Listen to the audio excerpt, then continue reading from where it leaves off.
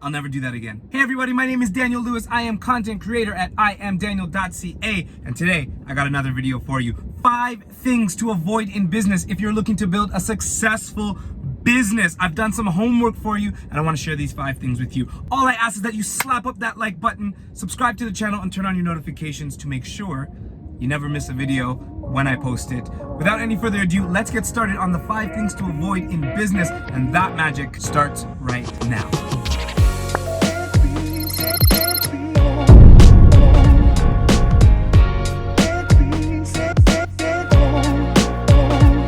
Number 1, don't confuse a product for a business. These 2 words over time have come to mean the same thing. A person who sells a product may tell you that they have a business. Now, I'm not here to be granny nitpicker about what you determine is a business or not, but I am here to shed some light on the difference between the 2, as it can really paint a more reflective picture of your current state, and in some cases, help you determine the next moves for your business. So what is a product? A product is when you are selling an item that you have attributed some form of value to. So let's say you have a tomato and now you draw a smiley face on the tomato.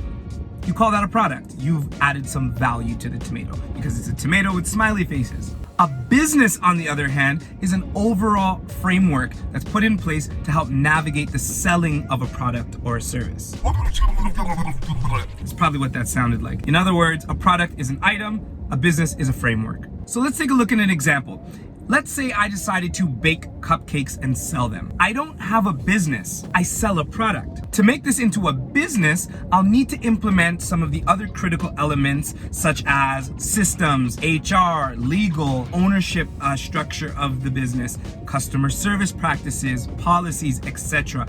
All these elements need to be put in place for this cupcake thing to be a business. And the reason being, these elements will be very important in conducting the day-to-day operations of selling these cupcakes. Let's say I'm selling cupcakes, but I don't have this framework in place. And against my luck, somebody eats one of the cupcakes and gets sick. What would I really do? How would I even handle this legally? And this is the reason why it's important to distinguish what it means to sell a product and to have a business. Selling a product still leaves some open loopholes, especially when you're dealing with consumers and the general public.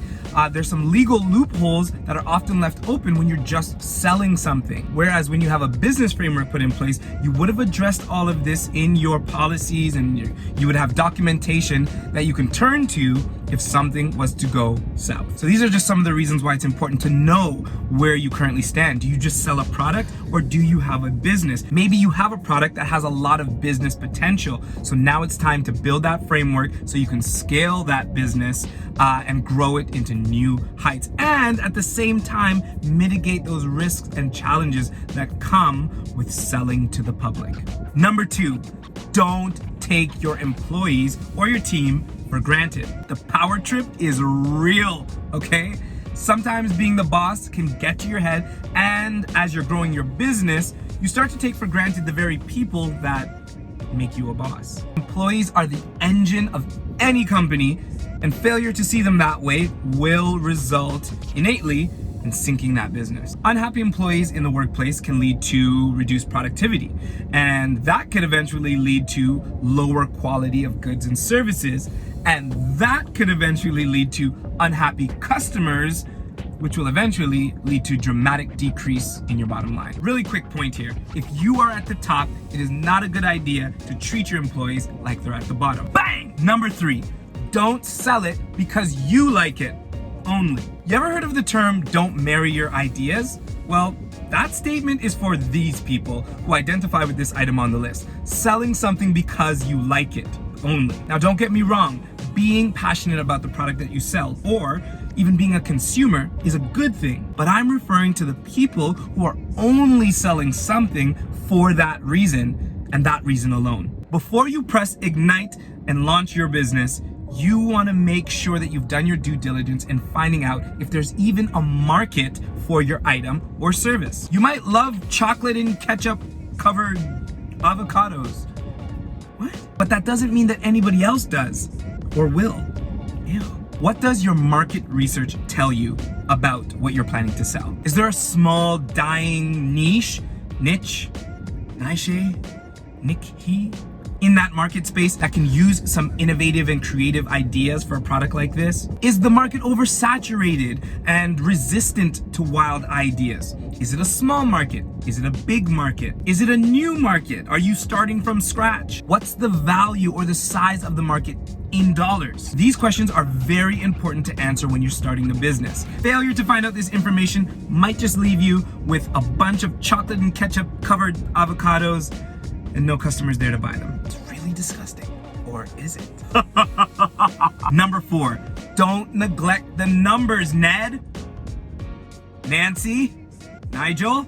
If you've ever watched shows like Dragon's Den or Shark Tank, then you're probably no stranger to the phrase, know your numbers. Many entrepreneurs, including me in the early days, get so caught up in running a business that sometimes we completely miss the importance of knowing the numbers. To clarify, by numbers, I'm referring to the key financial reports that are produced by the business. These could be numbers that are found on a balance sheet, P&L, which is a profit and loss statement, or an income statement, cash flow statement, the cost of goods, etc. All the numbers that are the guts. Sorry to make that very disgusting. The guts of the business. Not knowing these numbers make it impossible to grow your business and impossible to know if you even have a healthy business.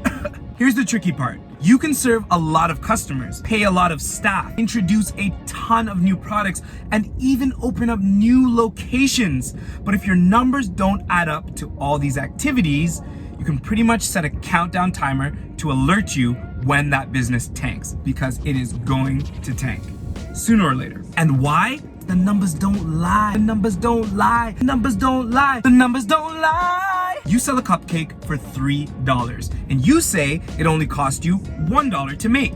That means you're making a $2 profit on every cupcake sold. But then I ask, how does the customer purchase the cupcake? And you say, oh, they come to the store and pick it up. Oh, so you have a store. Well, how much do you pay for the store every month? You didn't put those numbers into the equation, Nancy. Then I ask, when the customer purchases the cupcake, what does it come in? You say, it comes in a gold wrapper with a polka dot bow and a company sticker. Oh, well, how much do the wrappers and the bow cost? And the sticker. Lo and behold, when all is said and done, you might just realize that the cupcake actually cost you $2.85 to make. That means you're only making a 15 cents profit on every cupcake sold, not $2. Then I ask, how much do you pay yourself? Don't neglect the numbers. I did it! Number 5, don't play it too safe. Some people might debate me on this one, but here's my perspective. A business that plays it safe is actually at risk. That was good. Risk of what, you ask? Risk of fading to black, vanishing into oblivion, becoming irrelevant as competitors continually push the envelope of creativity and innovation.